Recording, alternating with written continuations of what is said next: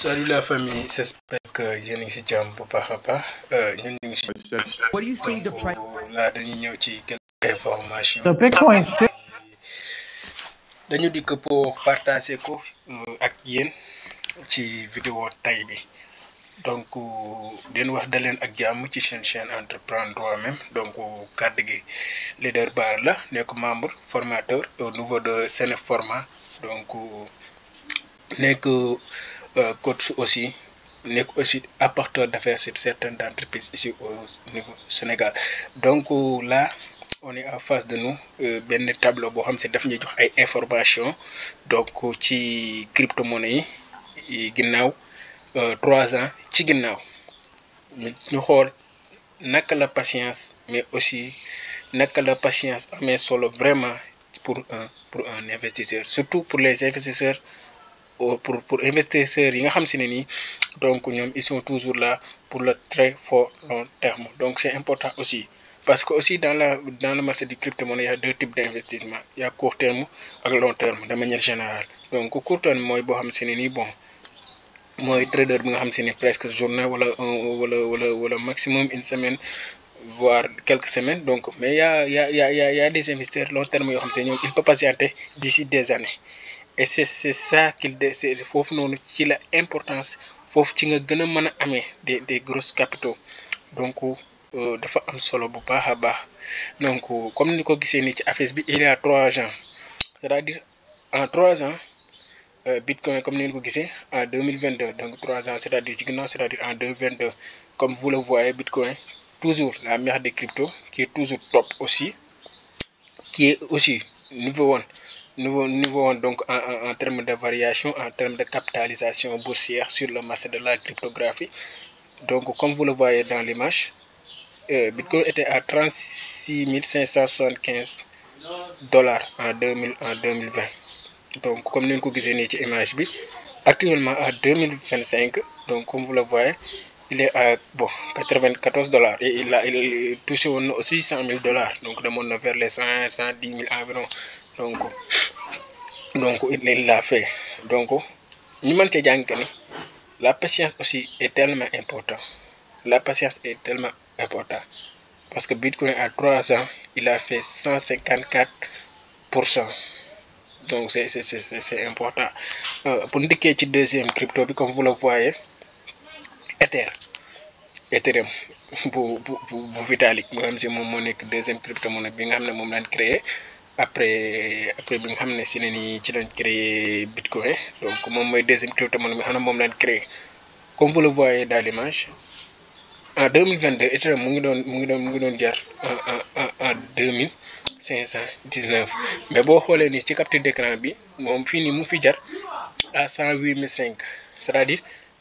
en 3 ans nekkul que ni dafa wàcc romb na ko parce que Ethereum il a touché un ATH donc c'est-à-dire pompe na romb na 1805 yi c'est-à-dire boo xoolee ci capture d'écran bi dafa def moins de 28%, mais ça ne va pas dire que ni il a chuté. Ouais, il a chuté parce que il a fait des progrès donc parce que il a même fait des progrès parce que Ethereum moom à chaque fois su Bitcoin pompé bon de manière générale toutes les autres altcoins aussi dañuy pompé mais lii dañ koy jël c'est-à-dire bi ñu jëlee date bi nga xam ne dañ koy jël date bi nga xam ne si moo considéré ak 3 ans seg yi donc moo nekk nii donc raison pour laquelle joxewul dernière ATH am donc aussi loolu tamit ñu bàyyi ko xel c'est-à-dire comme ni leen wane que ni Bitcoin bi ni leen wane à 2025 94 000 $, c'est-à-dire il a dépassé na ko parce que Bitcoin demoon na romboon na 100 000 bali donc c'est-à-dire ici on n'a pas donné les derniers ATH c'est-à-dire joxewul prix bi nga xam ne fa la àggoon ci 2025 bi donc c'est-à-dire joxewul prix bi nga xam si ne nii moom mooy prix bi gën a nga xam si moo gën a cher c'est-à-dire limitam tobam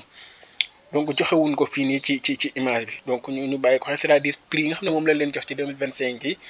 quasi totalité crypto yi yëpp dépassé nañ ko parce que Bitcoin bii ñu leen woon à 2025 94 000 $, Bitcoin dem na ba à 107 000 voire des 110 000 balles donc Ethereum et de suite Solana aussi dem na ba presque les environs 300 balles te bu ñu xoolee tey jii ci capture d'écran bi nii ñu ngi ci am 144 balles c'est-à-dire pour les 300 sec mais dépassé na ko donc loolu aussi nañ ko bàyyi xel quoi pour ñu bañ yaakaar que ni Solana bi nii nga xam si ni en 2022 $75 la doon jar te ñu def ci 2025 bi à 144 balles ñu foog que ni Solana 144 balles yi mës ko romb il a même dépassé il a même touché les 200 en tout cas il a touché les environs $300. Voilà, donc dañ ciy jàngi c'est-à-dire il a fait 94% au cours des 3 ans mais bon en termes de valeur donc ëpp na ko BNB aussi comme ni ngeen ko gisee il a même touché bon presque romb na foofu jege na ay $700 jege woon na ko ces derniers jours Dogecoin comme ni ngeen ko voyé ni ngeen ko gisee nii Dogecoin defoon naa ci vidéo mu ne gars yi nañ ko bàyyi xel parce que Dogecoin ki nga xam si moo nekk ci ginnaaw entrepreneur bu mag la te aussi dafa nekk bras droit président des États-Unis actuel Donald Trump. Dogecoin bi Elon Musk moo nekk ci ginnaaw donc crypto bu Elon Musk donc mën nañ ko tuddee noonu de manière générale donc moom moo nekk ci ginnaaw et Elon Musk aussi c'est un pro Bitcoin donc pro Bitcoin la moom aussi en tout cas benn bee boobu noonu ngeen di gis crypto monnaie bu Binance la moom aussi tamit si blockchain Binance la nekk Binance moo ko moom de manière générale. Donc comme ni ngeen ko gisee aussi on a ici tamit Cardano ADA aussi c'est un bon projet vraiment machallah c'est un bon projet maa ngi di wax gars yi aussi tamit nañ ko bàyyi xel dem def ci ay recherche aussi parce que crypto bu am solo la donc aussi on a trop donc comme ni ngeen ko gisee en 2022 $0,8 dikk na à $0,24 on peut le même dépasser. Donc là, comme nous le les ETF des entreprises publiques détiennent désormais 9% de l'offre totale de Bitcoin. Maintenant, c'est-à-dire les entreprises publiques nous commencé à pouvoir mettre qui Bitcoin. C'est-à-dire nous sommes de d'ici quelques temps. Les grandes puissances dañuy détenir le monopole du pouvoir de la crypto-monnaie parce que ñu ngi ciy intéressé wu bu baax a baax ñu ngi ci intéressé gis ngeen BlackRock gis ngeen président des États-Unis Donald Trump moom rek exemple la Elon Musk Chine waa BRICS c'est-à-dire ñëpp ñu ngi daw wutal ci Bitcoin wutal ci crypto de manière générale donc loolu moo tax. Parce que crypto-monnaie aussi dañ ko tëgg ci mu nekk monnaie indépendant mais aussi su fekkee ñi nga xam se ne ni ñoom tamit dañ ci injecté beaucoup de milliards là aussi ñoom danañ am pouvoir boo xam se ne nii même su fekkee la crypto-monnaie c'est totalement indépendant mais ñoom dinañ ci am benn doole dinañ ci am benn doole donc nañ ko bàyyi xel aussi voilà donc on va passer la saison des billets donc là c'est ben crypto le monde aussi donc les deux actifs qui valent privilège derniers 15 mois donc durant l'année et fait les bis donc aussi ici dañu jox ay résultats contre or ak Bitcoin. What do you think the price?